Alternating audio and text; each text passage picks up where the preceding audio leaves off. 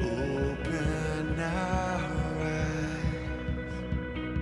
to see the things that make your heart. Welcome to the Kabale house. Abide. We are here still constructing the home, and we've gone a long way since the last update, and we're still having hope to continue moving forward with the progress of the home. We're asking for your partnership to be with us in this great effort of building the second Abide house in Uganda for young men, and in the future for young ladies to be discipled and equipped in the Word of God, to be nurtured in their faith, in their character, and to be formed as good leaders in the nation.